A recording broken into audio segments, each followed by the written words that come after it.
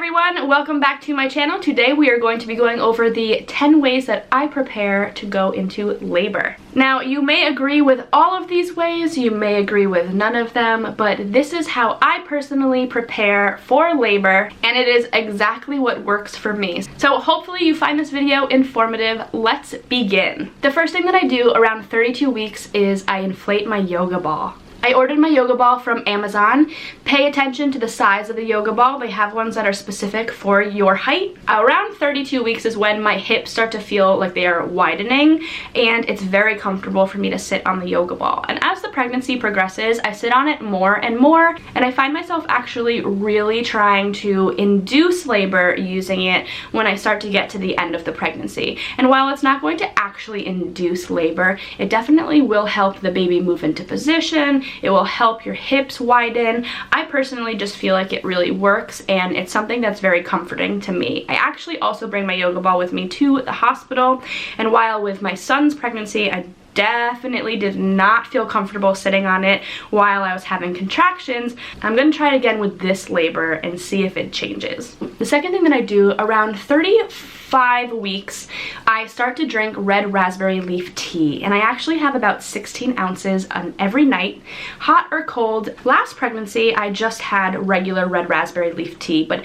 this pregnancy, I've actually had the pink stork labor prep tea, and it is delicious. It has a few other things in it that are meant to help you prepare for labor, and it tastes so good. Red raspberry leaf tea is supposed to help you sort of prepare your body for labor. I used it with my son's pregnancy, and my water broke at 39 weeks on the dot. So around 36 weeks pregnant, I actually start taking the evening primrose oil, and I start by taking a 1,000 milligram capsule every night by mouth.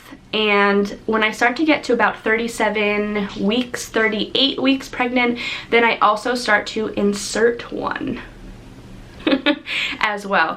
And if you want, you can take like a sterile pin and you can pop it and then insert it as close to your cervix as you can. Please, please, please, please, please pay attention to like hand hygiene. You don't want to introduce any type of bacteria up there, like especially with things about to happen. Just please, please, please really do a good job of washing your hands if you are going to be doing anything like that.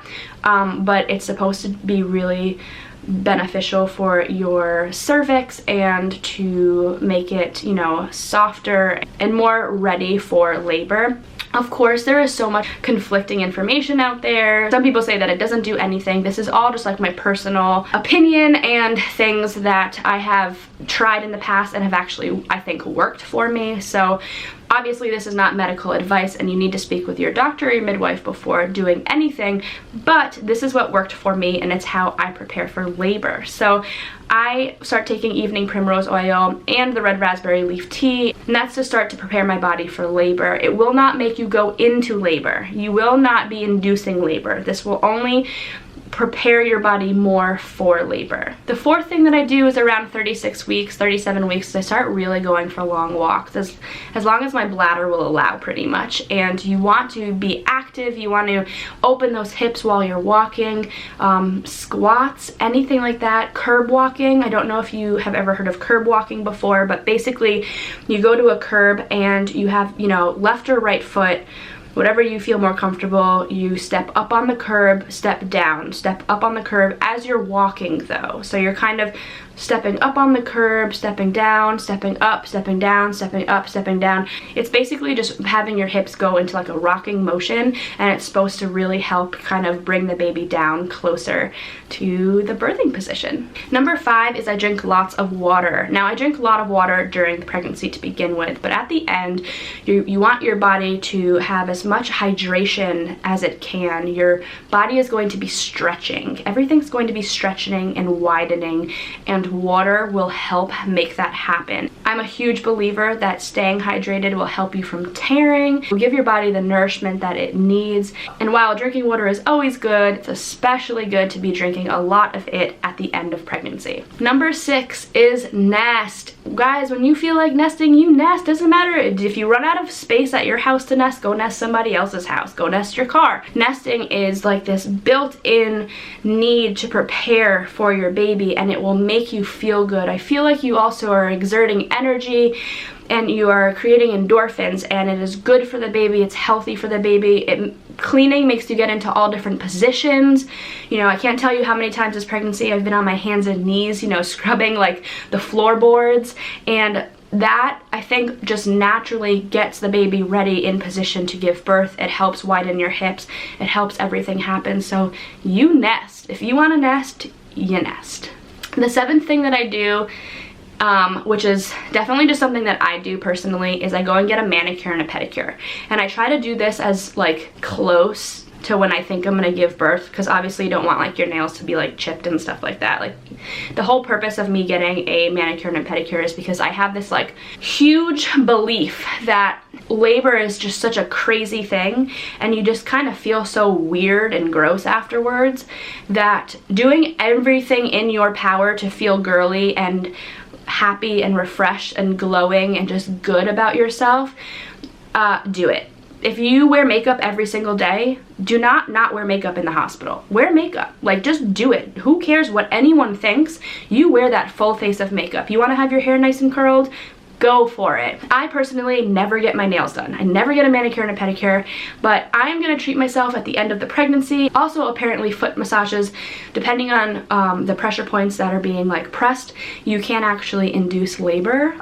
Word on the street, so that actually is not a bad thing if you're doing it at the end of your pregnancy. So I just feel like having my nails done, my nails and my toes for photos and stuff like that, it's just something that makes me feel good, and I do it. Now, the last 3 are actually going to be for the day of labor. So my water broke and I was able to do these 3 things. Some women might not know that their water is going to break, or actually a majority of women's water doesn't break on their own.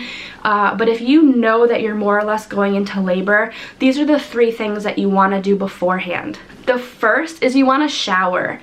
Listen, if you don't want to shower, fine, don't shower. Me personally, I want to go into labor feeling fresh. I don't want to be worrying about like if my armpit smells or if I'm stinky. And I also personally, on top of that, put on shave, because I shave my body.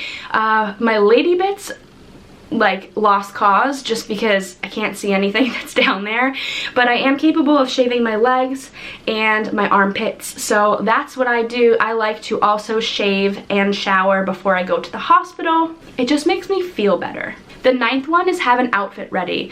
I like to buy new clothes for the hospital to wear afterwards, and I like to have an outfit ready to go that I know I'm gonna feel comfortable in and I'm gonna feel good in. So last pregnancy, I literally wore sweatpants and a t-shirt, like a men's t-shirt, but it was a t-shirt that I think is super cute, and it was sweatpants that I find super comfortable. It doesn't have to be like a fancy outfit. It could just be your favorite t-shirt and pair of pants, but you want to have them clean and ready to go because you don't want to be uncomfortable when you're going into labor.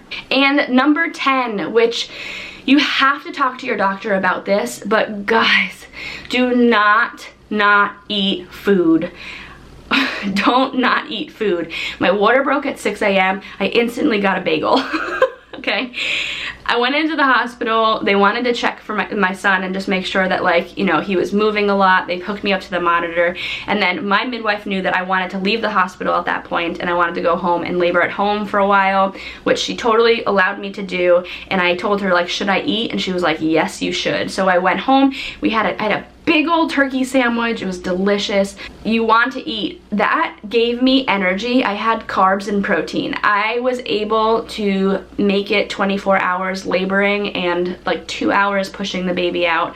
It was an intense labor, but I did it. I was so exhausted, but I think that if I didn't have the food in my body that I had, I also had a bagel with peanut butter, which is another great source of protein. So I highly suggest eat food if your doctor or your midwife allows you to before you go to the hospital, and make sure it's something that has some good long-term energy benefits to it. But that is it for this video. I hope you guys found it to be informative. Thank you so much for watching. If you're new to our channel, please subscribe. We'd love to have you come along. I'm literally going to give birth any day now. Like, my water could literally break the second I turn this camera off, and it's gonna be go time. So thank you guys so much for watching. I hope you come along for our journey, our new, bringing our baby number 2 into our home. She's our rainbow baby, and we are so excited. Have a good day, enjoy this weather, and we will see you soon. Bye.